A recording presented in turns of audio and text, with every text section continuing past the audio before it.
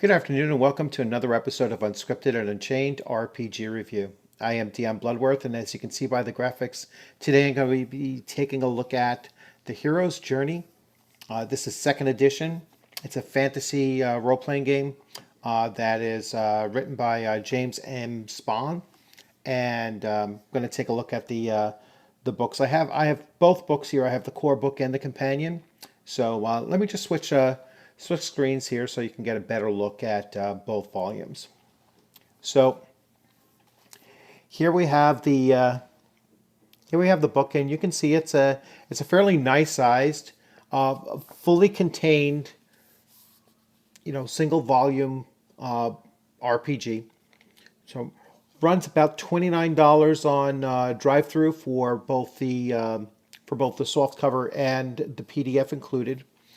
So that's a very good price for it. 215 pages long, and here is the companion. So the hero's companion, and this is more of a player's a player's guide for it. And possibly an expansion. I haven't looked through it yet. I wanted to wait until I had both booklets in hand. So this I just got yesterday, or actually the day before yesterday. So I'm going to start taking a look at this, and we'll see what it has to offer.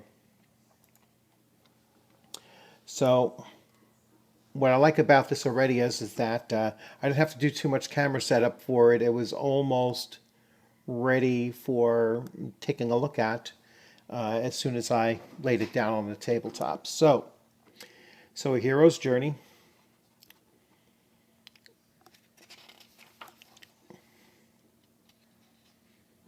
All right, so here's the interior art,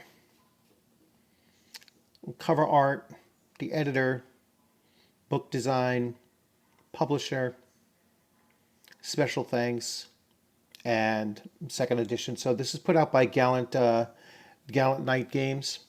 This was 2019, and as I said, I backed this. I backed this as a Kickstarter, and so I paid a little bit less than what it's priced at now, but still at the price point that it is now, it's a fairly good buy. Right up there with the rest of the RPGs that you can get in both PDF and soft cover. So I think it's a nice buy. So here we go. Table of contents. You have your 6 attributes, even though they have a slightly different name or terminology to them. Wheel is an interesting one. When I briefly looked at it in the PDF version, I saw, that's a fairly interesting attribute, and I'll go into detail with that. There's obviously spells and magic, how to run the game. The menagerie is basically the monster manual section of it, and you go on all through here with the various types of creatures that can be encountered. And then you go into the specifics within each of those types. And then finally, there's a wandering monster section. And then we go to treasures and magic items and the appendix. All right. Go through basic dice mechanics that are involved in the game. So you're going to use your general six or so dice for your regular rolls throughout the game. Attributes. So might is obviously physical strength. Warriors receive a 5% bonus to all experience points earned if their might is 15 or higher. It modifies all attack rolls made with melee weapons. The character's might modifier is added to all damage rolls as well. So it's pluses to both hit and damage based on your ability score. Finesse is is for swordsmen and burglars. They also receive 5% bonus for any attribute 15 or higher in finesse.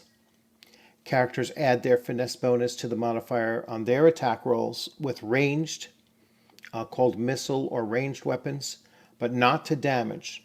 A character's defense is modified by a finesse bonus. A high finesse results in the bonus of character's defense. Resolve is a combination of the character's mental and physical fortitude, so bodily endurance, psychological discipline, and a sense of dedication is their resolve. Characters resolve their saving throws. The characters add their resolve modifier to their endurance. At character creation, when the character reaches second level and gained at third.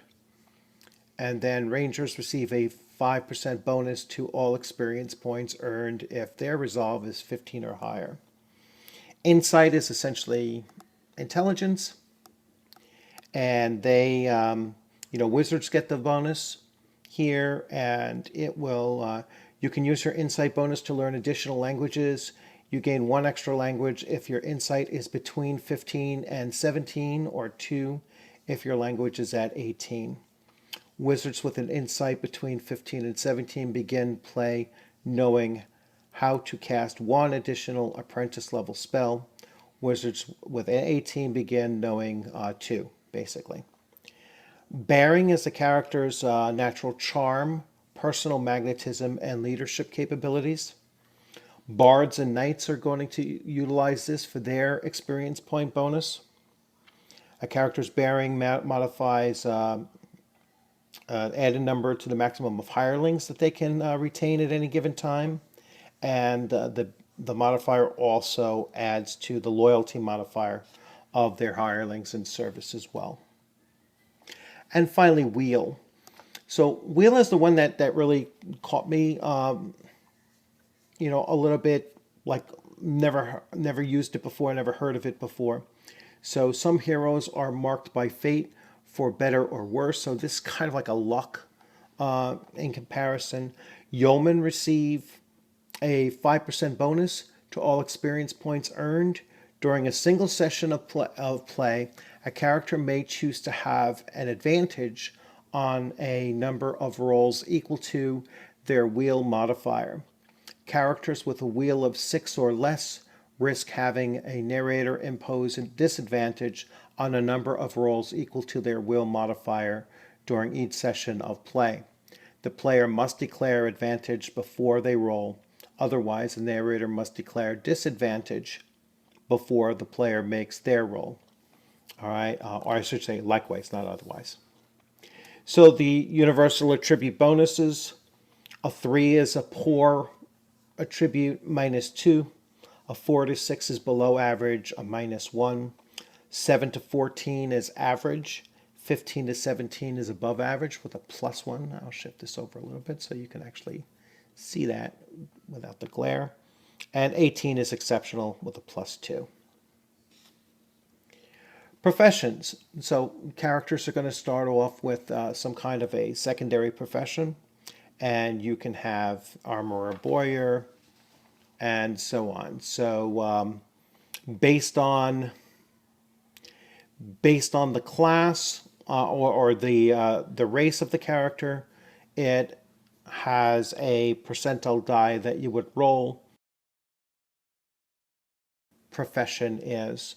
All right, so just for an example, a dwarf's background profession on a 1 to a 15 will be armorer, a 16, 17 a bowyer. So you can already see that, they're going to be more inclined towards being an armorer than some of these other professions. Let's see, a fisherman only at 27. So kind of rare for a dwarf to be a fisherman. Let's see if I can find the one that's their bit. So a miner is also 15% chance for a miner. And the fact that it's coming in the middle range for a D100 roll, it's also weighting it more towards being a miner. So So that's an interesting thing. The sailor, only a 1% chance of them being a sailor. And so on. So each character race, whether it be changeling, dwarf, elf, halfling, half elf, halfling, or human, they all have their ranges of possibility for various professions or backgrounds, I should say. Now we go into the actual classes or racial differences here. So a dwarf and dwarfs, they have based on their on their race, they will have attribute modifiers. All right, and I know that this is somewhat somewhat controversial right now, but the point is that when you're selecting the race of your character, it should have some meaningful strengths and weaknesses, built into that choice. And that's kind of what this does here. So you can see a dwarf, its major attribute is going to be might, which is a 2d6 plus 6. So anytime that you see a plus 6 involved with something, that's their major attributes. So dwarves have two. As a matter of fact, they have might and resolve, and so they have two potential, higher, higher probabilities of a might and resolve being higher level. They have level limits based on their race as well. So a dwarf can only rise up to 10th level as a warrior. A dwarf character is limited in other areas. Their next would be a swordsman, followed by looks like a yeoman would be, or a burglar. So they are kind of weighted towards being warriors, and with the attribute bonuses that they have there, it kind of makes sense. I'll just show you humans in comparison. So you can see humans in comparison, they have all 3d6s, all right, but there are no modifiers to these rolls. So you're just going to roll a 3d6 and whatever it is what they have here.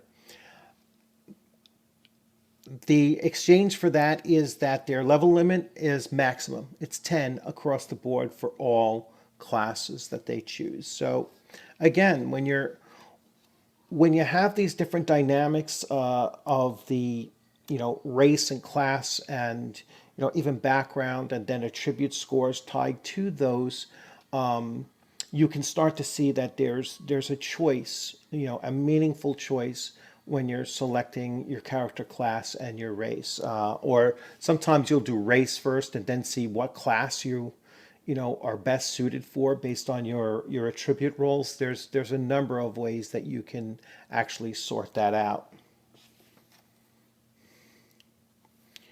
Choosing your archetype. So we will just quickly go through this here. So you have Bards, and it will tell you their experience points, levels that they have to go through, their armor and weapon restrictions, their attribute increase in myth points, their lore, their spell casting, their charming, charm, their inspiring performers, their bardic thievery, saving throws, and XP bonus for the bearer. Burglars, once again, it's requirements of finesse of an 8. So you need to have rolled a finesse of an 8 in order to become a burglar. Now, sometimes you'll have DMs that say, roll first, and then we'll see what you can, what class you can fall into. Other times they'll say, well, you're going to roll across the board, place your stats there, and you can place your stats as you want. That way you can, basically ensure that you get the proper requirements needed for the character class you want to play, or a variety.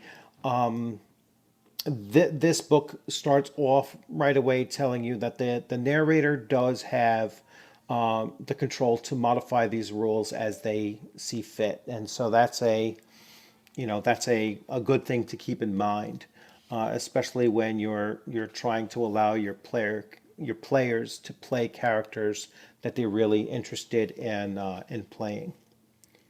So here we have a ranger, and I'll focus a little bit on the art here. I mean, I really like this interior art.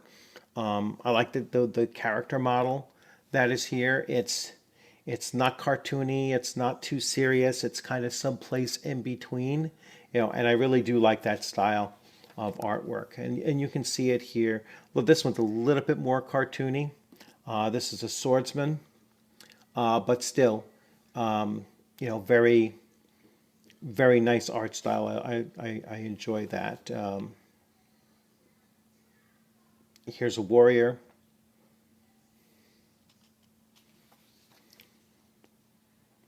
A wizard.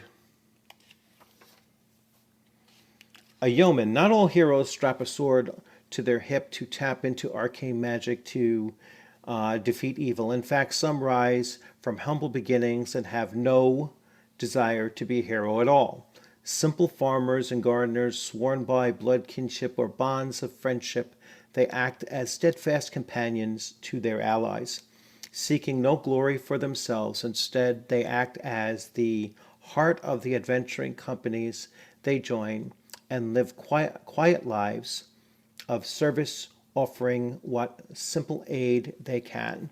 All right, so it's almost like a sidekick class, but they're kind of like the jack of all trades, perhaps, and just a very good character to have in a character group to give it some of that anchor or that balance that may be needed. Let's see their abilities.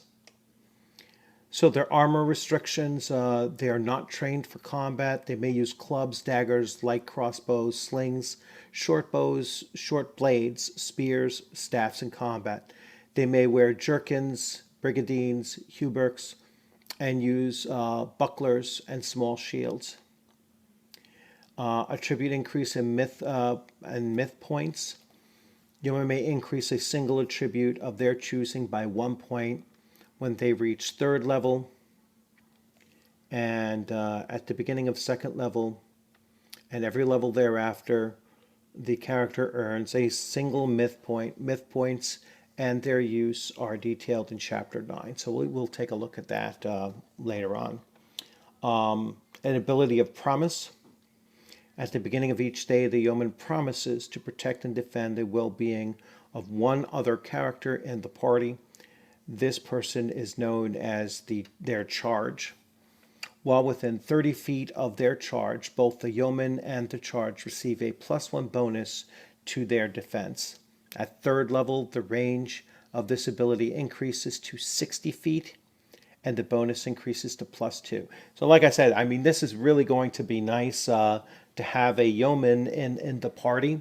And particularly if you have just 2 players, and one wants to be a yeoman, and so the other player character will always be their charge, and it really does create like a synergy between the 2 characters that would be interesting to see how that plays out. So that's really pretty cool.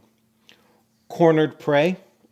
If a yeoman's charge is reduced to 0 endurance and is under the benefits of their promise, the yeoman receives advantage on all attack rolls made against the creature or person that inflicted the grievous wound on their charge.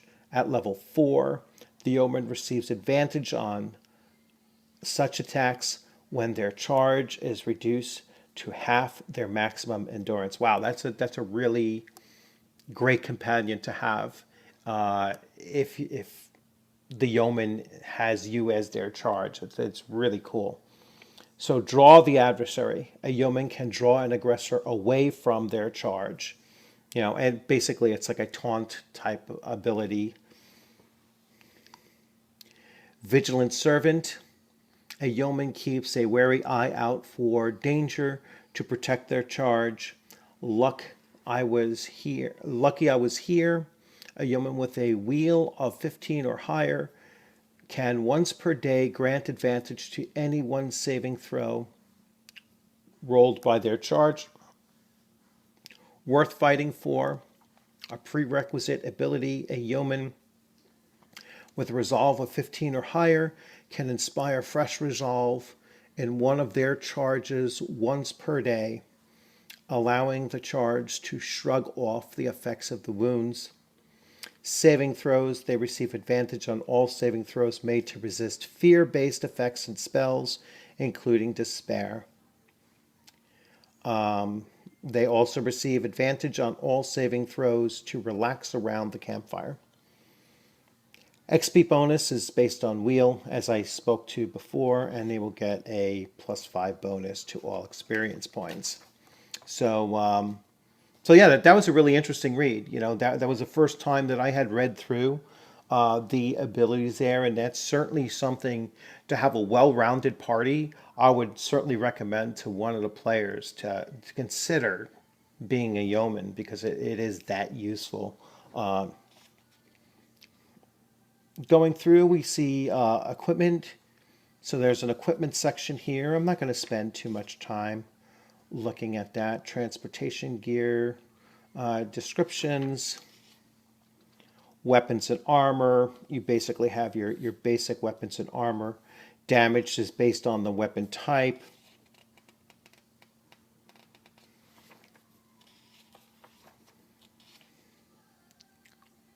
Same with ranged weapons here. They give the ranges, the weapon damage, the cost. Here are your armor types. So very basic system. So plate mail gives you a 5. Corselet gives you a 4. A hauberk gives you a 3. A brigandine gives you a 2. And a jerkin gives you a 1.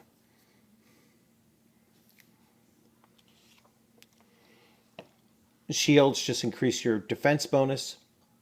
All right, so a buckler is a +2, a small shield is a +4, and a large shield is a +8. You can see very simple rules. You know, so it's going to play out that well, you know, that way very well. We have a section on the assistants and hirelings, and this you can find in many other games as well. So it's nothing really new. So experience points are what I call, you know, kind of milestone type experience points. So if the player accurately role plays their character, they get 100. A player character attempts a potential life-threatening act of heroism is a 250. Defeating a foe or a group of foes that is genuine danger to the player, they get 250. A player character performs a surprising or clever deed, that's 150. A player encourages the players to get involved, role play, and contribute to the game is 100.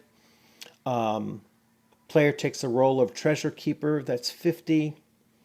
Player takes the role of initiative tracker, that's a 50. I skipped one. It's making everyone at the table laugh out loud, 75 experience points. So you can see there's a lot of fun to be had with this game, and it, you know, it's kind of interesting how it's taking the table dynamic that's taking place and giving some bonuses to the player characters based on even out of character banter, as long as it's, you know, enjoyable for everybody, and you know, it's creating a great atmosphere, then all of the characters involved are going to gain these experience points bonus. So once again, it's something you know, slightly unique. You know, I've never seen it before in doing it that way. Although I do award role playing experience points. This here takes it a little bit a step further, and I think in a better direction as well. So that's something really looking forward to seeing how that plays out, especially once all the players know about it, and they it can't be contrived, but they'll still be, cognizant of, I'm not just going to be sitting here like a stick in the mud and just rolling dice and not really interacting either. So I think it makes for a much better social dynamic. I wanted to get to chapter 9 and look at that section. Making camps, spells and magic. I'm sure that this is a good portion of the book.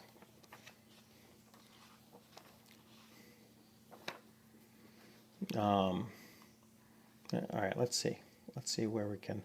I could always look at the index too, but not too much artwork for the monster manual, but that's fine. Sometimes all you need is descriptions, and you don't need a whole lot of artwork in order to, especially for creatures like the satyrs. I think most people familiar with fantasy role playing games know what a satyr looks like.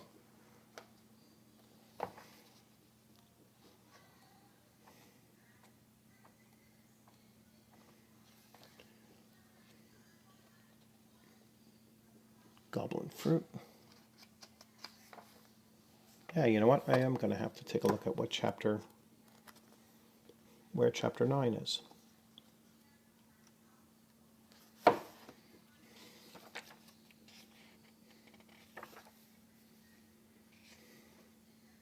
Chapter 9, page 200.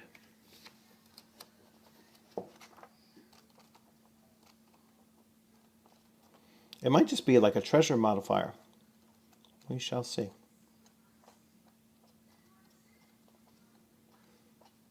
I was apparently almost at it yet. Magic items and myth points. Though it is possible to craft a magic whole cloth from mundane resources, most weapons, suits of armor, shields, and miscellaneous magic items come into existence because of the heroic or villainous deeds surrounding their use. It is the story of these items and that of their wielder that more often empowers them than some arcane ritual. Each time a player character gains a level, he receives a single myth point. These represent a natural growth in their reputation as a hero and how the magic associated with their growing legend is beginning to infuse the gear they carry.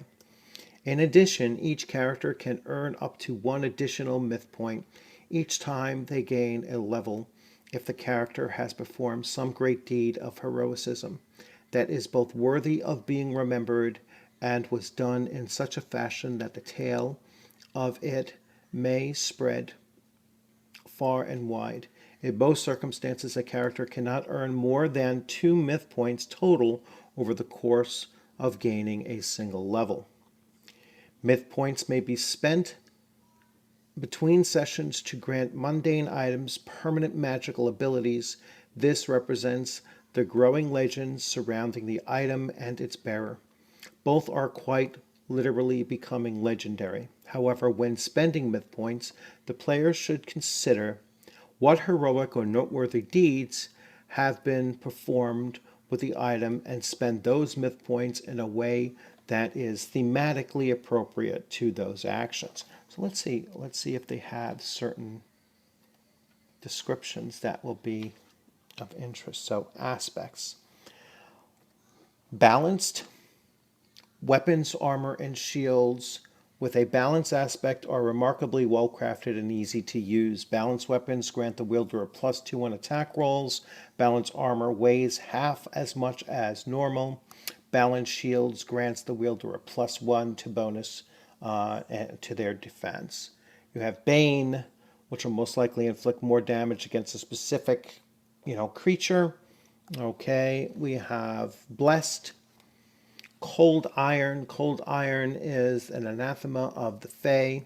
Cold Iron weapons always inflict maximum damage against Fae beings. Wow, so that's a pretty powerful enhancement to your weapons if you're if you are fighting off fey beings, quite often.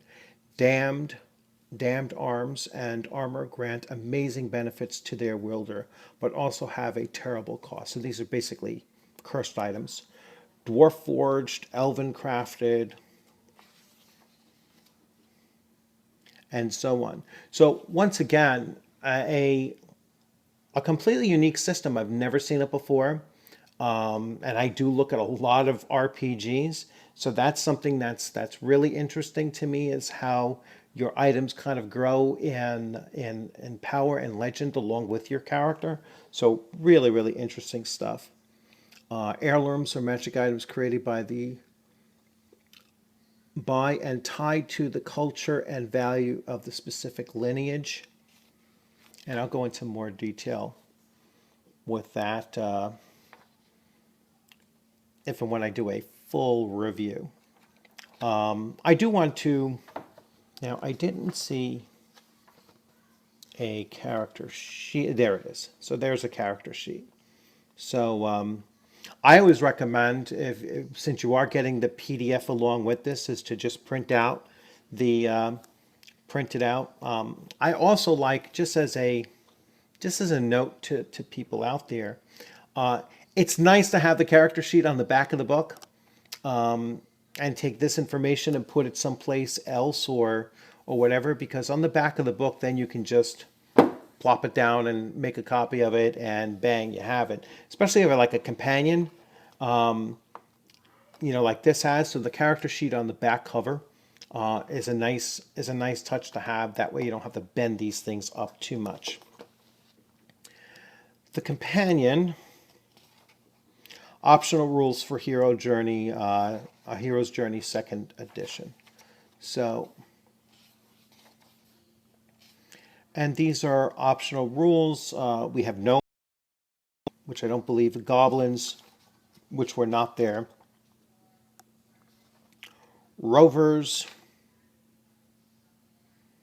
Is the rover a dog? I guess. Dogs are silly creatures. Yeah, so rovers are dogs. A scion is a human variant. Skin changers. Tree folk. So it's just adding different character races and potentially classes. The Wayfarer is an optional archetype, kind of like a traveler.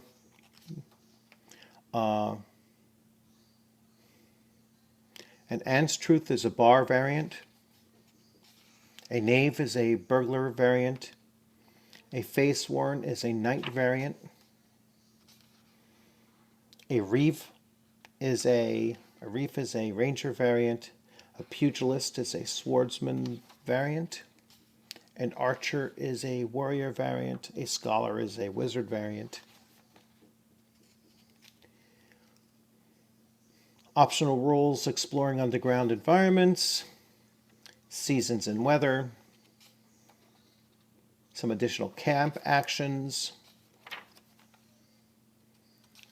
some tactical optional rules, heroic legacies,